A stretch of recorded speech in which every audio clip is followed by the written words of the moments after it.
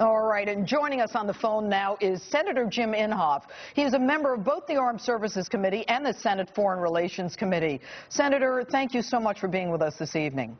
Hey, Judge, it's good to be with you. Thank you. All right, Senator, I mean, the issue, of course, is what General Petraeus said on the 14th and what he said this week and how he was able to explain the divide between the two.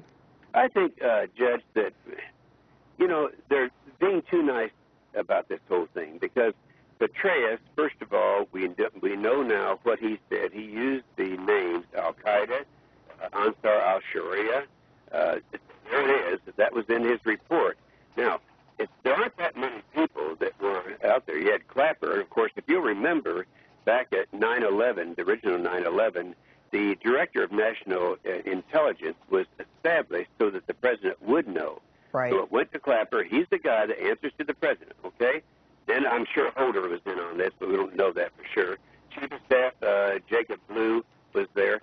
And then you had Thomas, what is it, Donilon? I guess it is, the president, his national security advisor. All right, that's everybody. They all answer to the president. And so it had to be just the names that I just mentioned. And if anyone out there in America is so naive that they think that the president himself did not know that it was a terrorist attack, it involved Al-Qaeda, then they're so terribly naive. And I just think that the president, this will go down in history as one of the biggest cover-ups of all time. I really believe that. I feel a little bit personal on this thing because I knew the ambassador, and in fact, he was in my office in Washington just a matter of weeks before all this stuff. And Senator, in addition, Senator, to the fact that, you know, we now know that the original talking points reflected what they knew in real time for a course of many hours, were you able to determine whether or not the president had issued an order to protect our men on the ground who are asking for help? Well, it depends on which time they ask, Judge, because several times.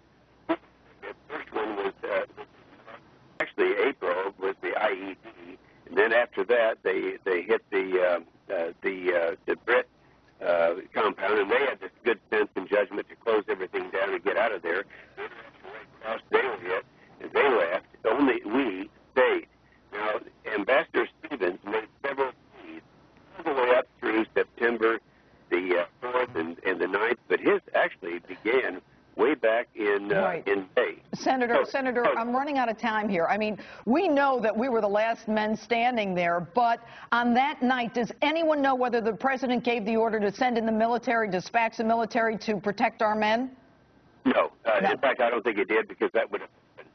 Keep in mind, there are a lot of assets around other than the ones that we've been mentioning. Right. All right, Senator Inhofe, we hope to have you in studio one of these days. Thank you so much for joining us. Thank you, Judge. All right. And coming up, the president vehemently